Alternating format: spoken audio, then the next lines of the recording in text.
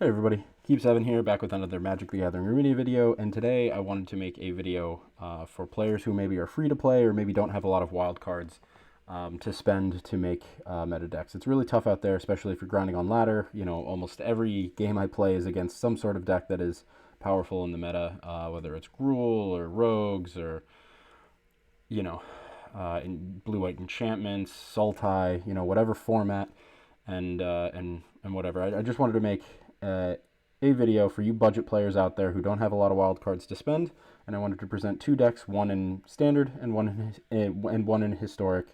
So you guys had decks that you could either work towards building or improve upon, and have something so that you can compete, you know, on the ladder. Not saying that you can't without these. I mean, obviously people climb with it, all matters of decks, but you know, for those of you who just want to have a top tier deck and have it quickly and just start playing, this video is for you. So first, we'll start with standard, and in standard, I think kind of the no-brainer as far as a budget deck would go is Rogues. In my build of Rogues, at least this budget version of Rogues that I have here, there are only 4 rare wild cards, period, and that is Thieves Guild Enforcer. So you only need 4 rare wild cards, and you spend them all on Thieves Guild Enforcer, and then every other card is uncommon or lower. Uncommon or common, I suppose I could say. And like, it really surprised me when I took a look at what cards were rare and what cards were uncommon. Drown in the Loch, I'd say, is probably one of the best, if not the best card in the Rogues deck. And it is uncommon. So, and also Soaring Thought Thief is another fantastic card and a huge engine for this deck, especially when it comes to milling and pumping your Rogues. And it's uncommon. So, you know, you have a lot of staples of the deck at uncommon, so it was very easy to kind of put this together. The only missing piece was Thieves Guild Enforcer, which I considered, you know, you could sub out Thieves Guild Enforcer and replace it with something like Zareth San, or maybe like the Back Bloom Rogue or something if you really wanted to cut. Well, you wouldn't replace it with Zareth San. You would absolutely never replace this with Zareth San. This is way more important than Zareth San ever will be. But you could replace it with like Black Bloom something, I forget. It's like a 3-mana rogue that gets +3/+0 if they have 8 or more cards in their graveyard and stuff like that. This is all bad. Thieves Guild Enforcer is bar none the overall MVP of the deck. So if you're going to spend 4 rare wild cards at all, you're going to spend it on this, and then the rest of the deck kind of builds itself. I mean, you've got Ruin Crab to help mill. Merfolk Windrobber also helps to mill. It's also kind of card draw late game. And it's just a 1/1 flyer that you can get in, and you can get in an attack with, and you can pump it with Soaring Thought Thief later in the game. Cheap and good, you know, powerful removal at uncommon with Bloodchief's Thirst, Eliminate, and Heartless Act. And then one of the things we had to do is we had to forego Lurrus as a companion because we were sticking to the 4 wild cards, the 4 rares. So in lieu of not having a Lurrus, we have 3 copies of Call of the Death Dweller. We also forego things like Agadeem's Awakening, which is a fantastic land/spell which can recur things from your graveyard. So because we don't have Lurrus, because we don't have Agadeem's Awakening, we just put in Call of the Death Dweller, which can get back your Thieves Guild Enforcer, Soaring Thought Thief, Thieves Guild Enforcer and Soaring Thought Thief, Thieves Guild Enforcer, Merfolk Windrobber, Ruin Crab, you know, anything that has a total converted mana cost of 3 or less. The good thing about this deck is Call of the Death Dweller works better here because pretty much all our creatures are that small. You know, we don't have things like Zareth San. You know, some decks forego Lurrus so they can include Zareth San. Our deck just has to do it because we don't have the wildcard space for it. And then 3 copies of Didn't Say Please, just more ways to kind of put cards in your opponent's graveyard. It's a hard counter. It's not like they can pay a certain amount and then you know, and then it doesn't work. It's just a legit hard counter, and it mills 3 cards, which is kind of what we want to be doing. Only 3. You could cut this down to 2 and then maybe add some more removal, but, you know, with the sideboard, I think we're in a pretty good spot. And then 4 copies of Also Into the Story, which is another uncommon card, which is just unbelievable because it's so powerful. Like, a lot of the most powerful cards in this deck, or in the Rogue's shell itself, are uncommon, which is just mind-blowing. And then 2 copies of Cling to Dust. You know, if they have escape creatures, obviously this is your go-to. If they don't have escape creatures, they're screwed. But you know, late game, you could just use this to draw a card. And then in our sideboard, we have things like Stern Dismissal and Feed the Swarm to get rid of any pesky enchantments. If you're playing against a Yorion deck or something, that's really the best removal I could find for enchantments. But you should be able to beat a Yorion deck. You just have to play faster than them. 2 more Cling to Dust for, you know, the Croxas and the escape cards. Essence Scatter for creature-heavy matchups. Negate for, you know, your Great Henges, your Embercleaves. Eliminate creature-heavy aggro matchups. Heartless Act, creature-heavy aggro matchups. And Of One Mind, drawing more cards, especially against control, could be good. So that's kind of the deck. Yeah, as far as budget goes, I mean, I was really impressed with how powerful Rogues is for a deck that really can function with only 4 rares in it. You absolutely, I mean, I tried to build this any other way that could cut down to like no rares, but I ended up, you know, you just have to. So I gave myself the rule, we'll stick with 4 because this deck absolutely has to have these 4 rare wildcards. And again, I don't think 4 is an unreasonable amount to have. So if you're looking for a budget deck out there right now, I think this is a good place to start. You know, my build obviously is somewhat imperfect. Obviously I could spend a little bit more time on the sideboard and finding the perfect cards for each matchup and stuff like that. But I think with the limitations that I set for myself and with kind of the, you know, with the meta in mind, I think that this is a pretty good build. And Rogues is a deck where you could build it any sort of way, really. And sometimes, you know, Rogues is the kind of deck where with the right hand, it's the best deck to be playing. Like, it is the best deck in Standard if it has the right draw.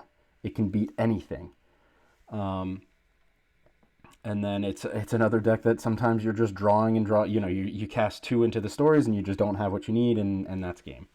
But for those of you budget players out there, if you haven't gotten into Rogues yet, I'd say this is a fantastic starting point. And if you already have 4 Thieves Guild Enforcers, you can probably throw the rest of this together pretty easily and win some games. So highly recommend this one. Okay, so the other deck that I chose to make a budget version of for you is Blue-White Enchantments. Blue-White Enchantments is a deck that uses cheap creatures and cheap enchantments to kind of combine the two to create some sort of, you know, big Voltron-y monster that will attack face for a lot of damage, potentially give you some lifelink, you know, health buyback, and then also draw cards. So I kind of broke my rule here a little bit. If you have a copy of Lurrus already, then you can play this deck with Lurrus. If you don't already have a copy of Lurrus, then I still have a version with only 4 wild cards. Lurrus is a 5th wild card, so I'm kind of cheating here, but if you already have a copy of Lurrus, this deck just gets exponentially better. So you can use 1 copy, or if you already have a copy of Lurrus, you can build this deck with only 4 wild cards. So the 4 wild cards you'd be spending would be on Core Spirit Dancer, and 3 copies on Core Spirit Dancer and 1 copy on SRAM Senior Edificer. So these are kind of your top dogs. These are what, you know, no matter what you're doing, you're drawing cards because you're casting these aura spells and attaching them to creatures, either onto these creatures or another creature. These are your big card draw engines. These are your MVPs. That being said, you know, in an ideal deck, you'd have, you know, 4 copies of Spirit Dancer and maybe 2 to 3 copies of SRAM. But, you know, even if you have a few copies of the MVPs, I think the deck is still extremely playable. And what I did is, because I cut those, you know, those few cards out of Core Spirit Dancer and SRAM, I replaced those cut copies with Healer's Hawk, which might not be, you know, off the top of your head, the best card in the world, but if you're attaching all of these, you know, really powerful enchantments to it, and then also protecting it with things like All Seed of Life's Bounty, Selfless Savior, and God's Willing, it can really be, you know, a card to contend with. So what we're doing is we're casting, you know, in the first few turns, All Seed of Life's Bounty, Healer's Hawk, Selfless Savior, something like that.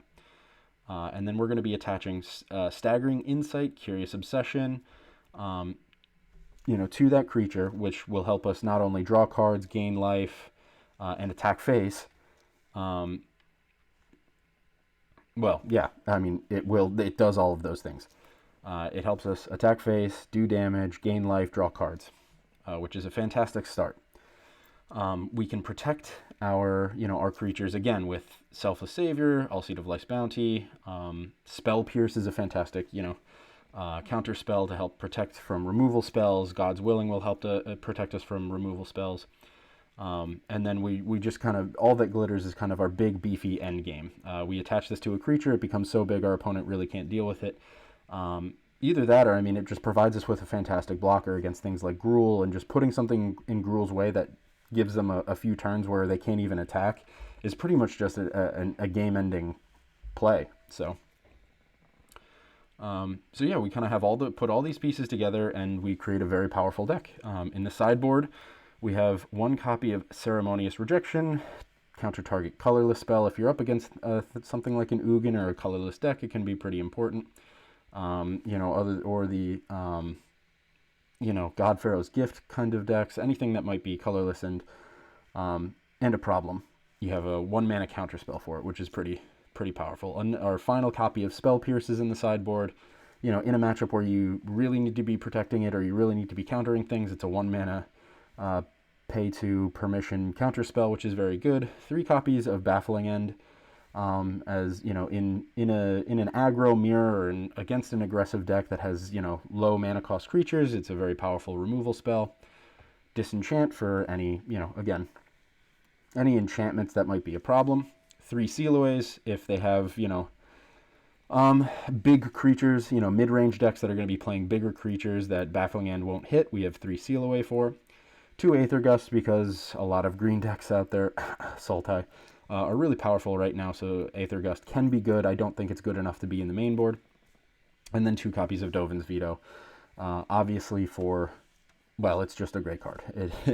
In a counter, against a control deck, it will really, really help, and it also just helps protect our creatures, and it can't be countered. So it's kind of the final say in a counter war, or to protect a creature from being wiped or something like that. So yeah, that's the deck. Extremely powerful. Both of these decks are decks that, if you have the right draws, they just win. If they have it, these are the kind of decks that if they have it, they're just so strong that they can beat almost anything.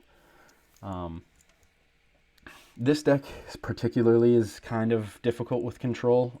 You can side in the other Spell Pierce. You can put in Dovin's Vetoes and stuff like that, which I think really help. And it is so, low to the ground. I mean, it's very low mana cost deck, so you should be able to get up and running pretty quickly before they can really establish much. But, board wipes, there's not really much you can do for board wipes aside from Selfless Savior. And, it can be really difficult to come back from a board wipe, especially without Lurrus. That's why the deck, needs him so badly. So if you have the 5th wild card for him, that would be fantastic. But yeah, they're both decks that when they just have it, they have it. Aggro control is just such a powerful archetype, or it's such a powerful deck archetype, I guess is what it would be called. So it's just when you have it, and you could beat anything. Even Sultai, even Gruul Adventures. If Rogues has it, they can beat Gruul Adventures. If Sultai has it, I think blue-white enchantments can beat it. So yeah, that's my breakdown of the 2 budget decks I think would probably be easiest for you to build and probably perform the best for you on the ladder if you're playing in Historic and in Standard. So in Standard, I showed you the Rogues deck, and then in Historic, there's this blue-white enchantments deck. Obviously, everything can be improved upon. As you get more wild cards, you can build upon these ideas. You can get more of the rares that you need, but looking through all the decks, I just, I noticed that these 2 already had pretty low rarity cards included in them anyway. So I just figured, for those of you who are out there trying to make decks and trying to play some Magic on a more competitive level, and compete with the other top tier decks. Again, not saying that you can't without these, but I think obviously playing these will help you. This is for you, and I hope you enjoyed. So thanks everybody. Talk to you next time.